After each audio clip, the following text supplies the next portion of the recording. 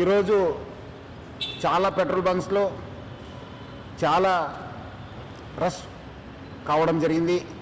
ముఖ్యంగా పబ్లిక్ అందరు కూడా చాలా ప్యానిక్తోని అందరు కూడా పెట్రోల్ బంక్స్ దగ్గర పోతున్నారు.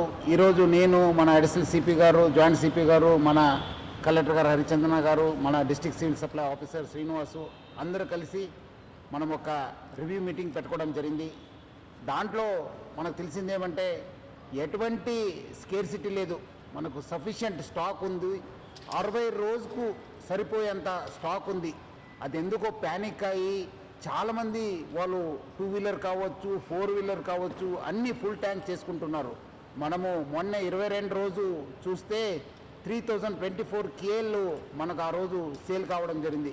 నిన్నే చూస్తే 6400 KL మనము సేల్ కావడం జరిగింది. అంటే ఆల్మోస్ట్ డబల్ సేల్ కావడం జరిగింది. పబ్లిక్ అంతా ప్యానిక్తోని ఫుల్ చేసుకుంటున్నారు. ఎవరు కూడా ప్యానిక్ కావద్దు. సఫిషియంట్ ఫ్యూయల్ ఉంది మా దగ్గర, సఫిషియంట్ స్టాక్ ఉంది.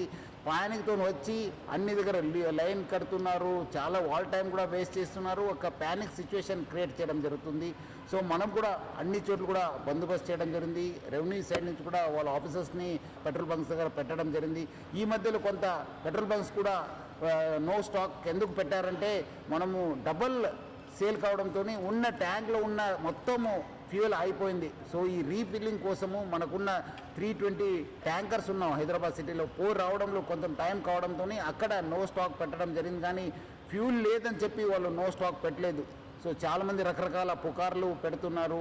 చాలా చోట్ల అక్కడేదో గుజరాత్లో అయింది, ఢిల్లీలో అయింది, రాజ్కోట్లో అయింది, సూరత్లో అయింది, చాలా షార్టేజ్ ఉందని చెప్తారు. అది అలాంటి ఎవరు పుకార్లు నమ్మొద్దు. పబ్లిక్ ఎవరు కూడా ప్యానిక్ కావద్దు. సఫిషియంట్ ఫ్యూయల్ ఉంది మా దగ్గర, 60 రోజుకు సరిపోయేంత ఫ్యూయల్ ఉంది. మనం చాలా డీటెయిల్గా రివ్యూ చేయడం జరిగింది. సో పబ్లిక్ ఎవరు కూడా ప్యానిక్ అయ్యి పెట్రోల్ బంక్స్ దగ్గర చేరొద్దు.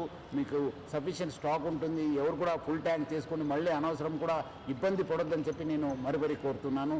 అదేవిధంగా పెట్రోల్ బంక్స్ ఎవరెవరు ఉన్నారు, HPSCL, IOCL, BPCL, నైరా వాళ్ళతో, ప్లస్ అదేవిధంగా రిలయన్స్ యాజమాన్యతో కూడా మనము టచ్లో ఉన్నాను. వాళ్ళతో కూడా మాట్లాడడం జరిగింది. వాళ్ళు కూడా ఇదే చెప్తున్నారు, ఏమంటే అనవసరం ప్యానిక్ సిచ్యువేషన్ క్రియేట్ అయింది సార్. సో అలాంటి పరిస్థితి లేదు, సఫిషియంట్ ఫ్యూయల్ ఉందని కూడా వాళ్ళు తెలియపరిచారు. కొన్ని చోట్ల ఈ వీడియో సర్క్యులేట్ అవుతున్నాయి, ఎందుకంటే చాలా లైన్స్ ఉండడంతో సోషల్ మీడియాలో బాగా సర్క్యులేట్ కావడం జరుగుతుంది. ఇక్కడ రష్ ఉంది, ఇక్కడ రష్ ఉంది, ఇక్కడ నో స్టాక్ బోర్డు ఉందని చెప్పి. సో అలాంటి ఎవరు కూడా వార్తలు నమ్మొద్దని చెప్పి నేను ప్రభుత్వ తరఫు నుంచి, నా తరఫు నుంచి, జిల్లా యంత్రాంగం తరఫు నుంచి కూడా కోరుతున్నాను.